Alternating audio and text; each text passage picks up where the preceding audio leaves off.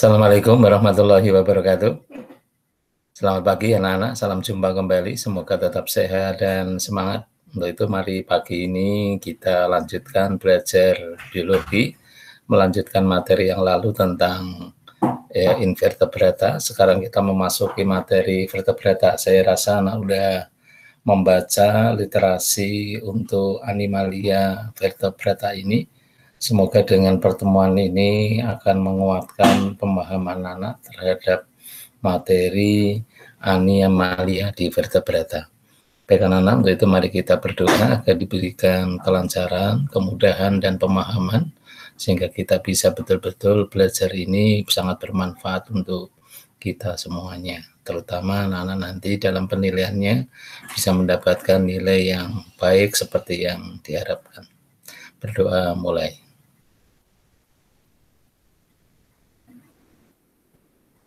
Selesai, mari kita lanjutkan anak-anak untuk melihat PPT yang ada supaya nanti simak dengan baik, dan Bapak juga sudah menge-share untuk PPT ini.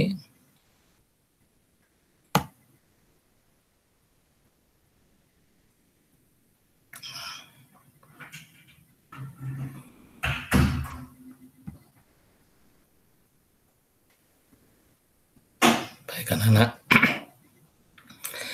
mari kita bersama-sama untuk mempelajari tentang vertebrata.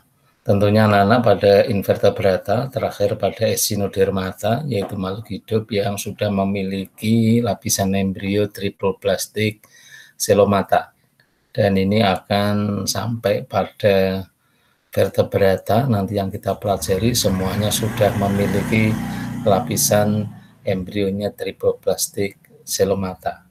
Untuk itu kita akan mempelajari dari vertebrata ini, yaitu tentang ciri-cirinya, kemudian klasifikasinya, dan morfologi serta anatomi, dan nanti kita akan mencari berbagai manfaat dari vertebrata. Untuk itu kita akan pelajari yang pertama, yaitu pada Phylum Chordata. Yaitu pada Phylum Chordata ini makhluk hidup yang memiliki chorda, sumbu tubuh, yang nanti akan dibagi jadi dua subfilum, ya, yaitu ada subfilum, ada 3 subfilum maksud saya. Ada subfilum Urochordata, ada subfilum Cephalochordata, dan ada subfilum Vertebrata. Nah, yang akan kita pelajari adalah pada subfilum Vertebrata.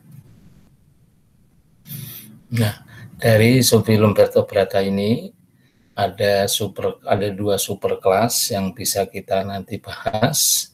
Yang pertama adalah vertebrata yang agnata, tidak memiliki rahang. Sedangkan yang kedua, gnatostomata, sudah memiliki engsel rahangnya, dan ini terdiri dari Chondrichthyes, Osteichthyes, ini yang dinamakan Pisces, ikan, kemudian amphibia, reptilia, aves, dan mamalia. Untuk itu, kita akan lanjutkan pada berikutnya secara terus untuk kita lihat pada superkelas Gnatostomata, yaitu pada Pisces sampai pada mamalia. Nah, untuk itu anak-anak, kita akan memasuki klasifikasi vertebrata. Bahwa vertebrata yang pertama adalah Pisces, kelompok ikan. Yang kedua amphibia. Yang ketiga reptilia, hewan melata. Kemudian aves, bangsa burung, unggas. Kemudian mamalia. Jadi kalau kita mengingat ada 5 yang perlu kita pelajari, yang kita bisa singkat kalau melihat awalnya huruf ini adalah param, ya, Pisces, amphibia, reptilia, aves, dan mamalia. Kita akan memulai pada yang pertama, Pisces, pada ikan. Pada ikan ini ada klasifikasi Pisces. Yang pertama adalah ikan tidak berahang. Nah, contohnya pada ikan ini adalah ikan lemprey. Nah, nanti ada contoh dan gambarnya. Yang kedua adalah ikan bertulang rawan, Chondrichthyes. Misalnya adalah ikan hiu, ya, Squalis sp, dan juga ikan pari, Magarara sp.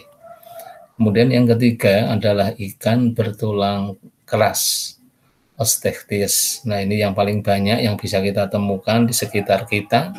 Ada 30.000 spesies yang ada. Ada yang sering kita makan, ada gurame, ada lele, dan sebagainya. Berikutnya adalah mengenai contoh ikan-ikan tulang rawan tadi. Misalnya adalah ikan hiu. Kalau kita mati, ikan hiu ini memang memiliki ciri khas. Mulut di bawah agak ke perut. Ini adalah ciri ikan tulang rawan. Kemudian insang ada 5 celah tanpa tutup insang. Berbeda dengan ikan tulang keras yang memiliki operculum atau tutup insang. Jadi ini selalu terbuka pada ikan tulang rawan. Contohnya lagi adalah ikan pari. Nah, ini juga yang sering dimakan untuk mangut dan sebagainya. Kita lihat mulutnya juga agak ke perut dan memiliki celah insang 5 lubang kanan dan kiri. Nah, anak-anak, sedangkan ikan yang bertulang keras, nah ini ada saya contohkan yang agak unik, yang mungkin jarang dijumpai oleh anak. Yang pertama adalah kuda laut, ya. Ada ikan arwana, ada ikan gurami yang menjadi maskot kita di Banyumas, ya. Berikutnya adalah ciri-ciri dari ikan. Yang pertama, tubuh ditutupi oleh sisik, ya. Semua ikan tubuhnya ini ditutupi oleh sisik, bernafas karena di air, bernafas dengan insang. Berikutnya, masih berdarah dingin, poikiloterm, artinya suhu tubuh dipengaruhi oleh suhu lingkungan. Jadi belum punya kendali untuk bisa mengatur suhu tubuhnya. Jadi suhu tubuh ini akan berubah-ubah sesuai dengan suhu lingkungan yang ada. Jantung pada ikan baru memiliki 2 ruang yang terdiri dari 1 ruang adalah atrium, bilik, dan 1 ruang ventricle, yaitu 1 atrium, ya, serambi, dan 1 ventricle atau bilik. Jadi ada 2 ruang pada jantung ikan. Peredaran darahnya sudah tertutup karena memiliki pembuluh darah, namun tergolong peredaran darah tunggal. Jadi sekali muter tubuh, darah hanya sekali memasuki jantung. Bersifat ovipar atau bertelur dan perkawinan secara eksternal. Jadi fertilisasinya eksternal yang dilakukan di luar tubuhnya. Ya. Berikutnya, secara anatomi anak-anak kita lihat salah satu contoh anatomi ikan. Kita perhatikan morfologinya, bahwa ikan ini tubuhnya ada kepala, ada badan, ada ekor, kemudian ada alat gerak yang berupa sirip, ada sirip punggung, ada sirip dada, ada sirip perut, ada sirip, kemudian ada sirip ekor. Kemudian ketika dibedah, ikan ini memiliki bagian-bagian yang penting ketika saluran pencernaan dari mulut, ya, ada ke kerongkongan, ya, kemudian ke lambung, kemudian ke ususnya. Nah, ini saluran pencernaannya, dan keluar ke anus. Jadi dia sudah memiliki anus. Berbeda dengan saluran kencingnya, urogenitalnya. Di sini kita melihat yang merah ini nanti dari urutan dari ginjalnya, ya, pada saluran kencing nanti akan berakhir pada ureter, ini kantung kemih. Dan kantong kemih ini dengan juga berkaitan dengan saluran reproduksi. Ini ada ovariumnya kalau betina, sedangkan jika jantan memiliki vesika seminalis atau punya juga testis. Nah, ini ada yang betina, ovarium. Jadi ovarium dengan dari saluran kencing, kalau kita lihat tadi dari ginjal masuk ke saluran ureter, di sini ada penampungan kemih, vesika urinaria, sehingga keluar melalui lubang urogenital. Jadi yang dilepaskan dari anus berupa kotoran dari makanan, sedangkan lubang urogenital ini untuk keluarnya kencing dan juga sperma maupun telur pada yang betina.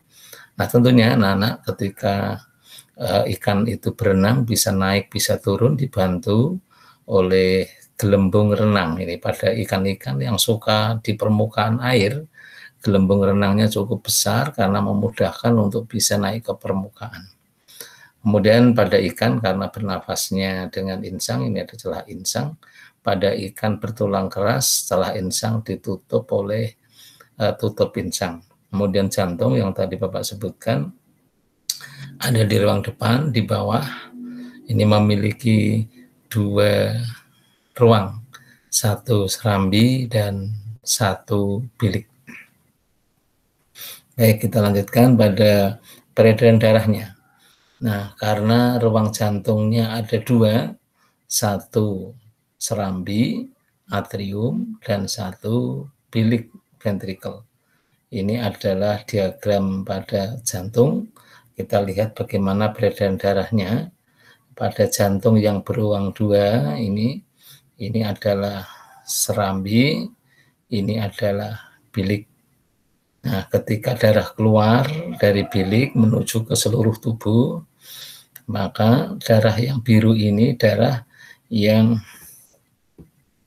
kita lihat dia akan membawa CO2 ya ke seluruh tubuh, kemudian diinsang nanti akan dipertukarkan dengan O2 yang masuk yang berwarna merah, sehingga ini darah bersih, darah yang banyak oksigennya kembali masuk dalam tubuh ikan, kemudian digunakan melalui sistem kapilar, sistem sirkulasi di dalam tubuh.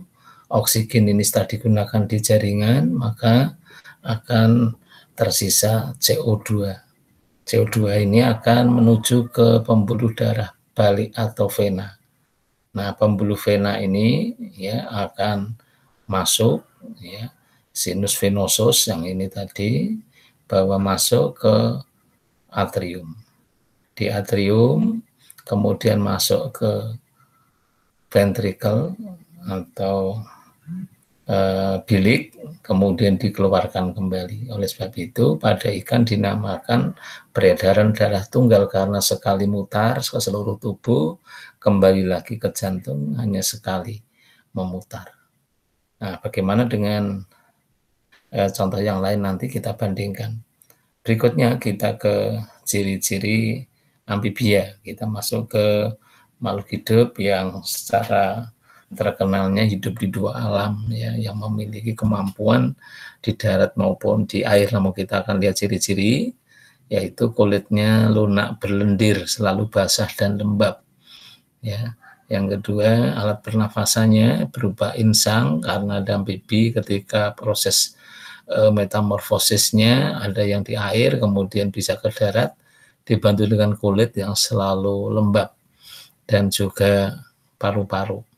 Oleh sebab itu, anak-anak kalau mengamati kata misalnya yang paling dekat dengan kita, kulitnya selalu lembab, ya, agak basah karena memang pada kulit kata di bawah mulutnya itu juga membantu dalam proses pernafasan. Amfibia masih seperti ikan, masih bersifat poikiloterm, berdarah dingin, artinya suhu tubuh masih dipengaruhi oleh suhu lingkungan. Jantung ini sudah mengalami perkembangan, kalau ikan tadi 2 ruang, pada amfibia sudah 3 ruang, yang terdiri dari 2 serambi, 2 atrium, dan 1 bilik. Nah, peredaran darahnya tertutup dan rangkap. Kalau pada ikan tadi peredaran darahnya masih tunggal. Kita akan lihat nanti pada sirkulasinya. Pada amfibia juga reproduksinya ovipar. Dan untuk fertilisasi ya pembuahannya masih eksternal. Jadi kata kalau mungkin bisa pernah melihat kata tetap melakukan kopulasi ya, perkawinan seakan-akan seperti fertilisasi internal, tapi sebetulnya kata tetap walaupun melakukan breeding season, semacam kawin, tapi sperma dikeluarkan di luar tubuh pada yang betina, yang telurnya sudah dipasangkan di luar. Jadi tetap fertilisasinya adalah eksternal. Amphibia, klasifikasinya ada yang pertama, amphibia tidak berkaki, apoda, ya. Contohnya adalah salamander cacing. Jadi seperti cacing, kepalanya seperti katak tanpa kaki, ya. Nanti ada contohnya. Sedangkan yang kedua caudata, amphibia yang berekor, ya. Ini contohnya salamander lendir, ya, jenis-jenis salamander ini yang biasa hidup di pantai, ya, di lumpur, di batu karang yang sering bertengger. Nah, ini adalah salamander lendir. Kemudian yang paling banyak di sekitar kita adalah anura, amphibia yang tidak berekor, ya, contohnya katak, ada bangkong dan sebagainya. Ya, ini adalah katak Rana SP. Sebab itu anak-anak kita akan lihat contoh amphibianya. Inilah pada salamander cacing, ya, amphibia yang tidak memiliki kaki, ya. Ini salamander cacing. Yang kedua adalah salamander, ini adalah yang berekor. Jadi ini adalah amphibia berekor pada salamander lendir. Jadi wajahnya kalau kita mati memang tetap seperti katak, hanya bentuknya mirip dengan kadal, berekor. Kemudian bagaimana susunan dan bentuk tubuhnya, ini kita lihat pada katak, ada katak betina dan katak jantan. Kita mulai dari katak betina. Pada bagian-bagian yang ada pada katak, nah kita melihat bagian-bagian penting pada saluran pencernaannya, ya, dari rongga mulut, kemudian dia sudah memiliki kerongkongan, esofagus, dia memiliki lambung, ya, kemudian ke usus, dan di antara usus ini sudah memiliki pankreas, ya, enzim yang membantu enzim pencernaan dari usus halus, kemudian dia akan keluar ke usus besar keluar. Nah, ini tentunya anak-anak lihat lubang keluarnya dinamakan kloaka. Nah, satu lubang ini. Nah, kita kalau melihat dari saluran genitalnya untuk kelaminnya, ini yang betina punya oviduct, saluran telur, ada ovariumnya. Jadi ada untuk oviduct ini mengandung ovarium. Jadi pada telur-telur ini, kemudian yang kedua dari saluran urinarianya, kencing dari ginjal, memiliki kantong urin. Nah, ini kantong urinnya yang dari ginjal. Jadi ada 3 yang lewat kloaka, 1 dari kotoran dari pencernaan, yang kedua dari saluran kelamin yang berupa telur, kemudian yang ketiga urin. Jadi urin, telur, dan kotoran jalan keluarnya hanya 1, maka dinamakan kloaka. Ini tentunya menjadi istilah baru anak-anak. Biasanya kalau makhluk ada terpisah, ada yang depan dan belakang, kalau ini masih menyatu. Biar gampang mengingatnya, kloaka ini menjadi Salome, ya, satu lubang rame-rame dilewati dari kotoran untuk urin, dari ginjal dan saluran urin, dan juga dari saluran kelamin yang betina nanti untuk keluarnya telur, sedangkan yang pada yang jantan untuk keluarnya sperma. Nah, ini pada testis, ya, punya vas deferens saluran sperma, dia keluarkan, ada vesika seminalis untuk saluran spermanya keluar dari sini. Nah, ini yang jantan, bedanya hanya pada reproduksinya. Kalau pada betina di sini adalah ada ovarium, ya, kandung telur, ya, saluran telur. Kalau ini ada testis, penghasil sperma, ada saluran sperma, ya, kemudian akan dikeluarkan juga melalui kloaka. Demikian untuk anatomi dan morfologinya. Sedangkan peredaran darah pada katak tadi memiliki 3 ruang jantungnya, 2 serambi, serambi kanan, atrium dexter, dan atrium sinister, serambi kiri. dan 1 ventriculus atau bilik. Jadi kalau kita lihat ada 3 ruang, 2 serambi, 2 bilik, dan inilah jalannya peredaran darah melalui jantung. Nah, kita akan lihat sistem peredaran darah amfibi jantung yang sudah beruang 3 ini. Kita mulai bahwa jantung yang membawa, karena ventrikel ini masih campur satu ruang, ini ada keluar ventrikel ini menuju ke tubuh, banyak membawa oksigen ini. Kemudian dia akan mengikuti sirkulasi darah. Setelah oksigen digunakan, maka melalui paru-paru ya dan insang bagi yang masih menggunakan dalam metamorfosnya di air, dan dibantu kulit tadi, bahwa kulit membantu dalam pernapasan, mengikat O2, kembali O2 memasuki yaitu pada serambi kanan ya. Untuk itu dari serambi kanan kita masuk ke ventrikel, dari ventrikel kita akan yang keluar ini, yang darah yang keluar karena darah yang banyak mengandung CO2 dilepaskan ya pada bagian atas tubuh, kemudian ditukar dengan O2 masuk ke serambi kiri.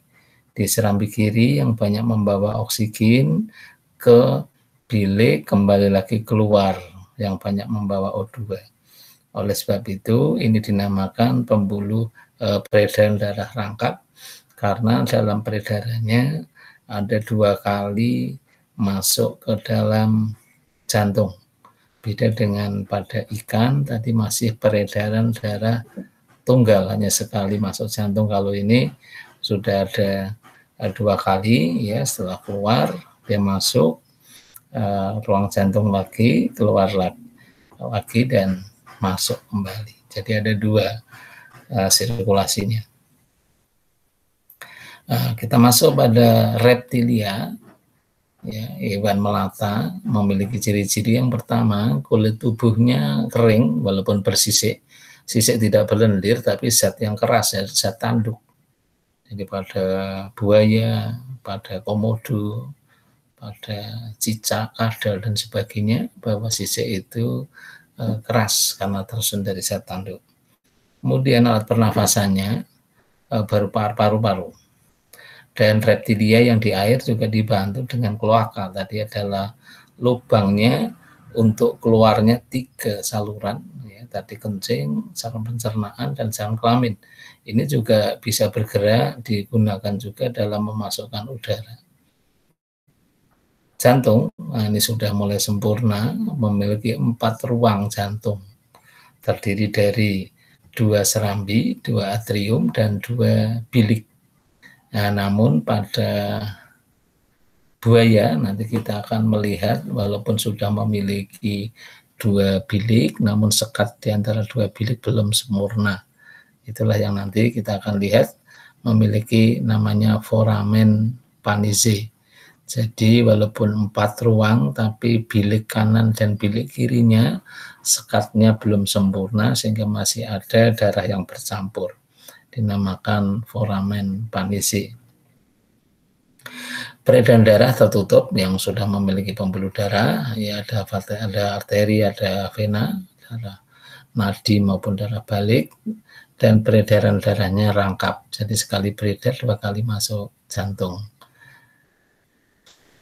Nah, pada reptilia ini ada yang sebagian besar adalah ovipar, yaitu bertelur, tapi ada juga yang ovovivipar, bertelur, ya, tapi telur menetas di dalam tubuh, ya, misalnya pada kadal, ya, ini telurnya bukan di luar, tapi menetasnya di dalam tubuh, namanya ovovivipar.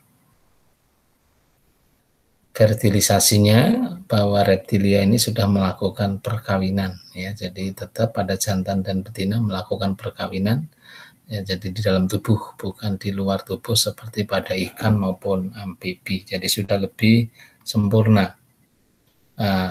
Reptilia namun masih poikiloderm, yaitu berdarah dingin, jadi suhu tubuh masih dipengaruhi oleh suhu lingkungannya. Baik, klasifikasi reptilia kita akan lihat yang pertama Rhinchocephalia, reptil primitif ini. Ya, contohnya Spinodon ini yang memiliki wajah Spinodon ini semacam reptil purba. Kemudian Selonia atau Testudinata yaitu pada reptilia yang memiliki cangkang, kepala bisa keluar masukkan dari cangkang. Contoh ini bangsa kura-kura. Ada penyu, ada kura-kura. Ini contoh-contohnya. Kemudian Squamata, ini bangsa kadal dan bangsa ular. Ya, ini Squamata yang memiliki sisik. Ya. Kemudian contohnya pada Squamata ada cicak, ada tokek, ada bunglon, ada komodo, ya, ada biawak, ular. Ya, ini merupakan contoh dari reptil Squamata. Sedangkan yang memiliki ekor yang kuat kelompok Crocodilia, bangsa buaya. Jadi ekornya bisa menjadi senjata karena ekor ini bisa untuk memukul, ya, menendang dengan mengibaskan ekornya yang cukup kuat. Ini adalah kelompok buaya, ya, aligator termasuk. Nah, ini contoh-contoh reptilia yang kita bahas tadi. Barangkali ada di sini. Ada yang iguana, ada Spinodon tadi yang merupakan reptil purba. Kemudian ada kelompok Testudinata yang kepala bisa dikeluar masukkan dari tubuh. Ya, ada jenis kura-kura, ada penyu macam-macam. Kemudian ada kelompok ular. Ya, ini adalah kelompok reptilia. Berikutnya kita akan lanjutkan anatomi dan morfologinya. Nah, kita lihat pada kadal, pada bagian kadal yang jika dibelah, kita sebelumnya lihat bahwa punya kepala, punya badan, punya ekor, punya 4 kaki, ya. Kemudian pada bagian kepala, ya, di sini atas bagian sudah memiliki otak yang baik, yang berkembang. Kemudian esofagus ini dari makanan masuk, dan pada lidah biasanya pada reptilia ini lidahnya, ya, bivalvia, ya, ada cabangnya. Jadi untuk menangkap mangsa.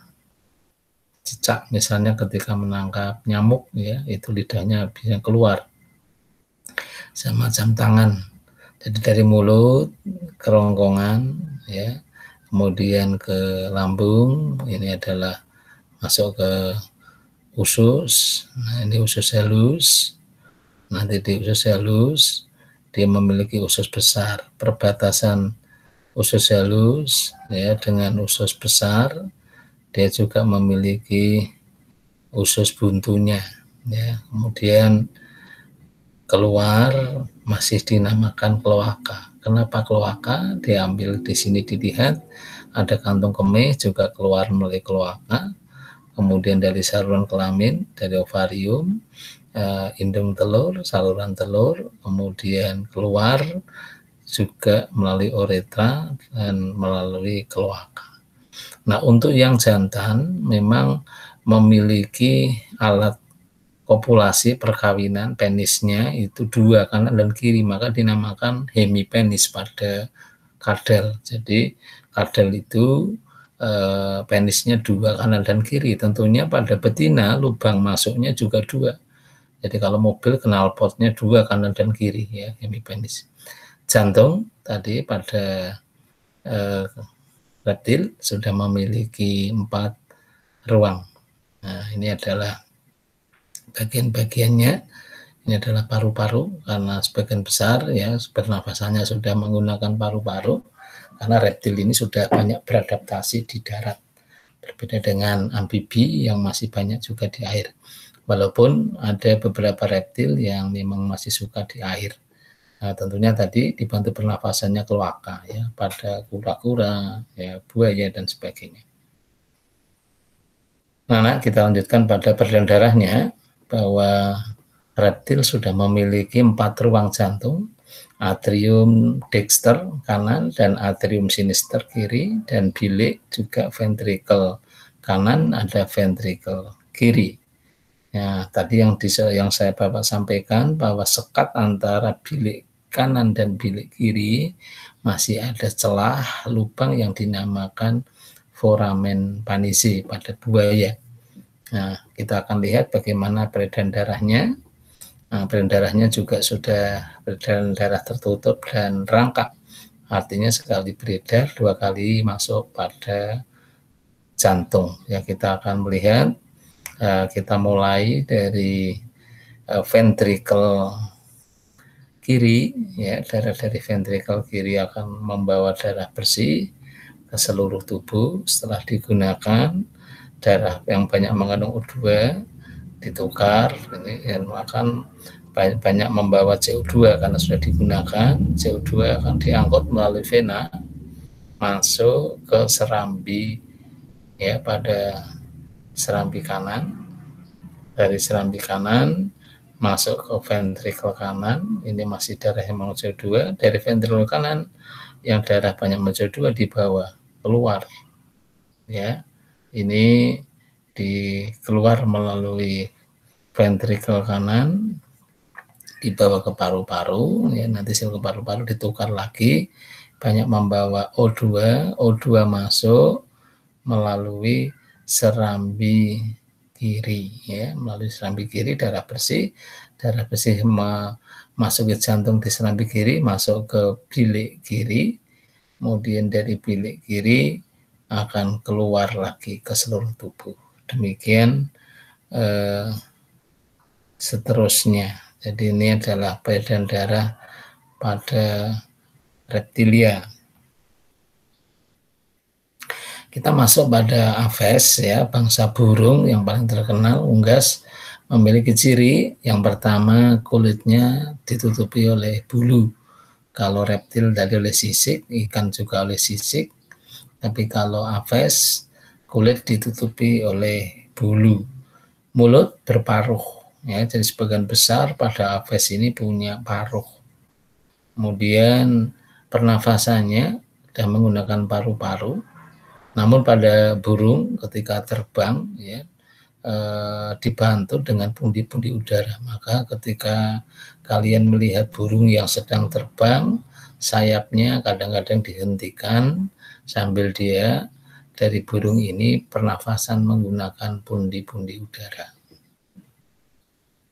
Nah, pada aves ini sudah homeotherm. Homeotherm ini sudah berdarah panas, artinya sudah memiliki pengendali suhu tubuhnya, suhunya tidak dipengaruhi oleh suhu lingkungan. Homeotherm ini, ya, pada mulai aves. Pada reptil masih poikilotherm.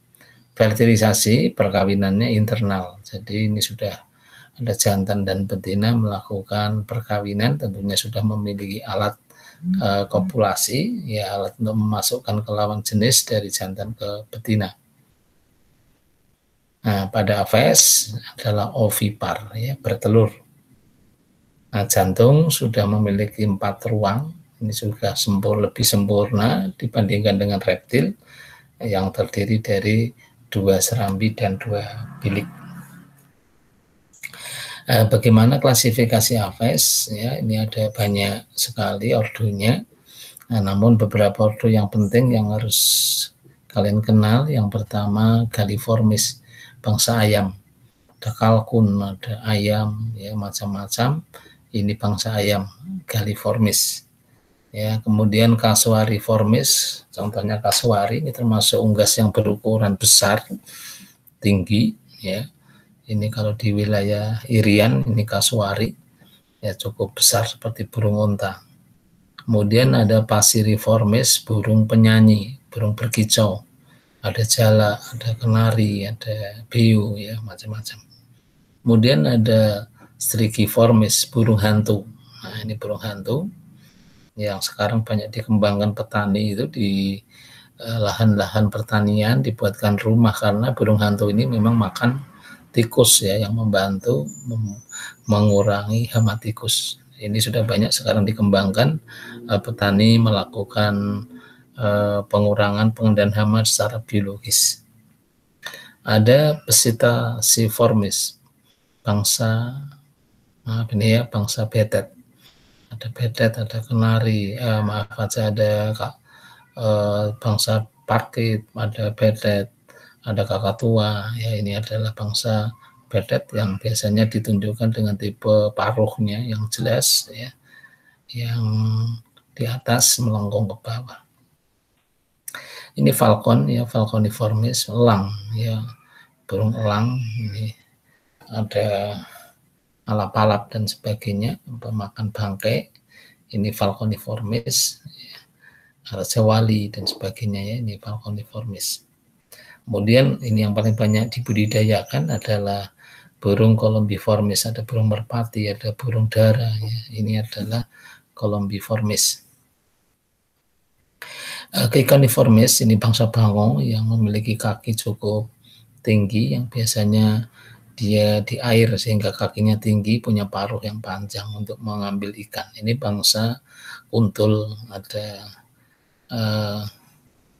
pelikan, ya, ini bangsa bangau yang memiliki kaki yang cukup panjang dan paruh yang panjang.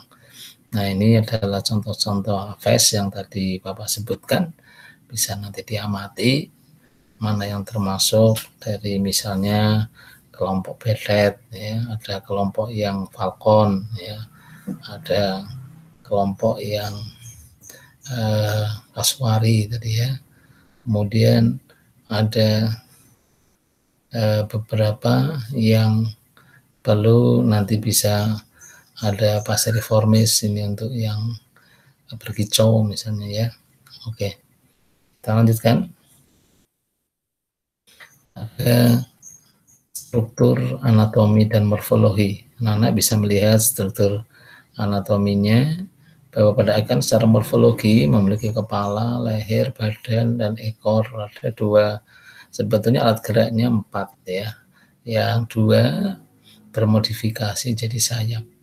Ya, bangsa burung ini alat geraknya 4. Reptil juga sudah punya alat gerak 4. Ya, pada amfibi, ya, tadi juga punya alat gerak 4. Nah, yang kita memiliki 4 kaki. Kita coba melihat saluran-saluran yang ada pada ayam, misalnya dia punya paruh, ada lubang hidung di paruhnya, ada mata. Kemudian anak-anak kita akan melihat ketika makan melalui mulut, ya, mulut ke kerongkongan, ya, esofagus, ini ke kerongkongan, kemudian ke tembolok. Memang untuk saya punya tembolok ini. Kemudian dilanjutkan oleh ke proventriculus, lambung kelenjar. Kemudian punya gizzard, ini ada ampela kalau namanya, ya. Ini yang biasa kalau masak, ya, harus dibelah. Ini ada biasanya ada semacam pasirnya, ada ini untuk lambung yang terakhir, baru masuk nanti menuju usus, ya. Ada usus kecil, usus halus, ada usus besar, dan keluar melalui kloaka. Jadi pada aves juga kloaka, hanya 1 lubang, tidak 2 lubang. Karena yang berikutnya saluran dari kelamin, ya. Jadi ini adalah ovari, telur, saluran telur, nanti keluar juga bertelur melalui kloaka. Kencing yang dilalui kalau nanti melalui ginjal, ya, juga akan keluar bersama dengan kotoran. Biasanya kalau jenis-jenis burung ini memang kotorannya basah karena sekaligus saluran kencing ini menyatu. Nah, oleh sebab itu pada aves masih dinamakan kloaka. Oke, itu bagian-bagian penting dari ayam, ya. Pada contoh dari unggas. Sedangkan pada contoh yang terbang, tadi saya Bapak sampaikan pernafasannya dibantu oleh kantong-kantong udara, ductus pneumalis, ya. Ductus pneumalis ini ternyata pada burung yang terbang tinggi, ada udara balap, itu udara tinggi yang dalam ketinggian tertentu, apalagi kecepatan yang sangat tinggi, terbang ini harus dibantu oleh kantong-kantong udara. Ada beberapa kantong udara yang membantu pernafasan, ada 5 tempat ya kantong udara ini. Bentuknya ini ada pada bagian kantong udara pada bagian leher ya, servikal, ada kantong udara di dada ya, ada dada bagian anterior, ada yang bagian belakang, kemudian ada yang di ketiak ya, ini juga ada yang di ketiak 2, dan juga ada ini paru-parunya. Memang dilihat dari paru-parunya, volumenya dibandingkan dengan kantong udaranya lebih luas kantong udara ya. Ini untuk mengatasi ketika burung terbang tinggi dan cepat, maka harus dibantu dengan kantong udara. Beda dengan ikan tadi, untuk mengapung dibantu oleh gelembung udara. Kalau ini adalah kantong udara, memang ini harus disiapkan. Bagaimana dengan peredaran darahnya? Bahwa pada Aves sudah memiliki 4 ruang, ada atrium kanan, ya, right atrium atau dexter, kemudian ada atrium sinister atau kiri, kemudian bilik, ventricle ada 2, ventricle kanan dan ventricle kiri. Ini darah yang coba ini dari seluruh tubuh masuk melalui atrium kanan, ya, ke bilik kanan keluar ya, menuju ini akan dibawa ke paru-paru.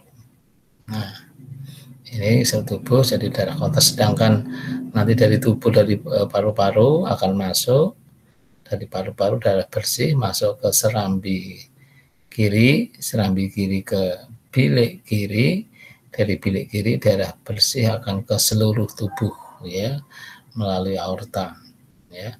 Jadi ini adalah sistem pada burung dan mamalia sudah sama, memiliki 4 ruang. Saya ulang, adalah atrium kanan, atrium kiri, ventricle kanan, ventricle kiri. Nah, peredaran darahnya tadi ketika darah kotor ya melalui vena, pembuluh darah balik masuk ke jantung melalui serambi kanan, dari serambi kanan masuk ke bilik kanan, dari bilik kanan keluar ya ke paru-paru untuk digantikan CO2-nya oleh O2. O2 darah bersih ini masuk ya melalui pembuluh aorta, pembuluh ini dari paru-paru menuju ke jantung ya, karena menuju ke jantung ini namanya adalah kalau pembuluh balik ya pulmonalis ya, sedangkan yang keluar ini aorta. Jadi dari paru-paru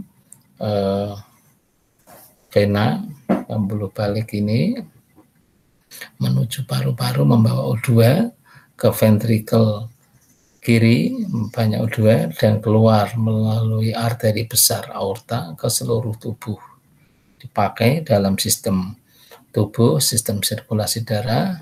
Setelah darah yang mengandung CO2 digunakan di jaringan, kembali banyak mengandung CO2, kembali ke jantung melalui serambi kanan ke bilik kanan melalui arteri pulmonalis ya, dia akan keluar menuju paru-paru, kemudian diganti darah mengandung CO2 dengan O2 dari paru-paru masuk ke jantung melalui serambi kiri ke bilik kiri darah bersih keluar ke aorta ke seluruh tubuh kembali. Demikian juga pada mamalia, nanti tidak Bapak bahas karena sudah memiliki sistem yang sama. Baik anak-anak, kita lanjutkan pada mamalia. Ciri-cirinya mamalia tubuh tidak ditutup oleh sisik, bukan oleh bulu, tapi oleh rambut. Jadi mamalia khasnya kulit ditutupi oleh rambut. Memiliki kelenjar susu, glandula mame, ya, maka dikatakan hewan menyusui. Ini adalah mamalia ciri yang paling menonjol. Kemudian sudah homeotherm, yaitu berdarah panas, suhu tubuh tidak dipengaruhi oleh suhu lingkungan, sudah punya pengatur. Bernafas dengan paru-paru, memiliki diafragma, ada ruang dada, ruang perut, jadi ada pernapasan dada, pernapasan perut. Ini pada mamalia. Kemudian jantung sudah sempurna, terdiri dari 4 ruang, 2 serambi, 2 atrium, dan 2 bilik, 2 ventrikel. Kemudian sudah beranak vivipar, kecuali ada mamalia bertelur nanti pada kelompok monotremata. Nah, demikian anak-anak pada mamalia. Kita akan lanjutkan klasifikasinya. Yang pertama adalah mamalia monotremata, mamalia bertelur tadi yang Bapak sampaikan, seluruhnya vivipar, hanya monotremata ini yang ovipar. Ya, contohnya adalah landak semut dan platypus. Yang kedua adalah mamalia berkantung, punya rahim luar untuk jadi puting susunya ada di dalamnya. Nah, ini seperti contoh nanti adalah pada kanguru, kuskus, koala ya.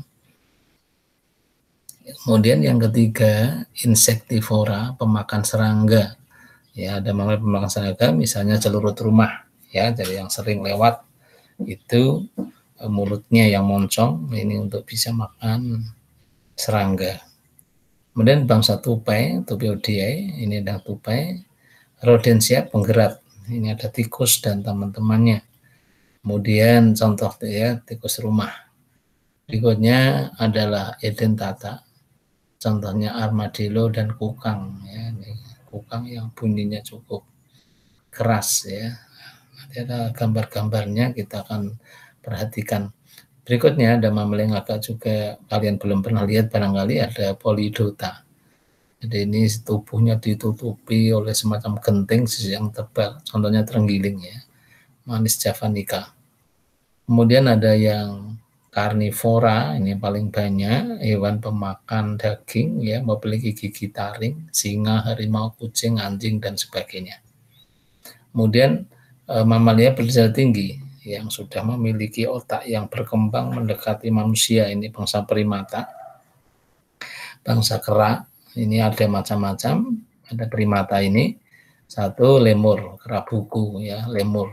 Ini adalah kera kecil yang ada di pohon ya, ini adalah jenis lemuridae. Kemudian Cercopithecidae, monyet rhesus. Nah, monyet rhesus ini yang juga punya kedekatan dengan manusia. Maka golongan darah manusia pun ada rhesus positif dan rhesus negatif.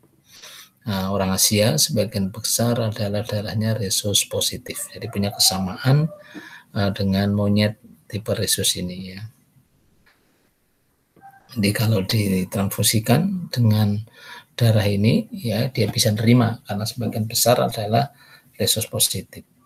Kemudian Pongidae, nah ini yang kera, yang bangsa kera yang sudah berdirinya lebih tegak ya. Pongidae, contohnya simpanse, orang utan, ini adalah Pongidae. Dan terakhir Hominidae, contohnya adalah pada manusia. Ini adalah contoh-contoh pada mamalia. Kita akan lihat tadi landak semut dengan anak yang ovipar, paruhnya masih seperti bebek, termasuk platypus ya, memiliki paruh seperti bebek. Ini mamalia bertelur. Ada juga khas mamalia yang hidup di air. Ya, walaupun dia hidup di air karena ini mamalia, ya dia sering memunculkan tubuhnya ke udara ya sehingga paru-paru bisa terisi untuk bisa bernafas. Ini lumba-lumba, ada paus ya, ini adalah jenis-jenis mamalia air.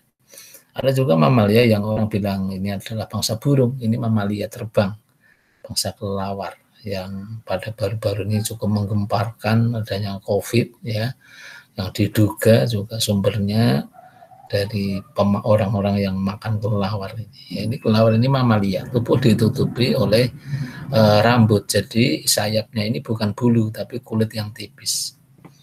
Oke, anak. Ini adalah terenggiling. Pada terenggiling ini memiliki sisik yang tebal, yang memiliki tumpukan. Nah, ini terenggiling ya, Manis javanica. Kemudian ada armadillo. Nah, ini juga khas yang pada mamalia yang tadi kukang dan armadillo. Berikutnya adalah lemur. Ini pada lemur ini adalah kera buku yang semacam tupai yang ada di pohon ya.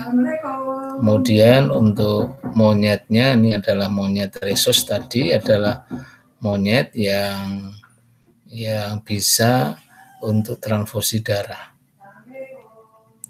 Nah, anak ini adalah marsupialia. Ini adalah memiliki kantung luar ini untuk bisa mengasuh anaknya. Jadi ketika anaknya menyusu, ya kantung susu ada di dalam kantung luar. Ini adalah maskotnya Australia, ya. Jadi ini adalah kanguru, ya. Kanguru ini bisa untuk hewan berkantung di Indonesia. Ada jenis ini adalah kuskus, ya, dan ada juga koala. Ini adalah marsupialia. Bagaimana dengan anatominya dan morfologinya? Anak-anak lihat pada makanan ini termasuk yang memamah biak, ruminansia.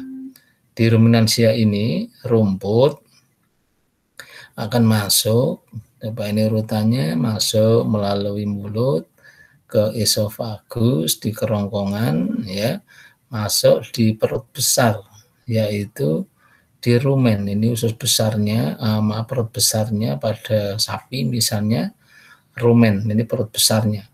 Dan setelah di rumen ini ternyata dia akan kembali, ya, dari rumen.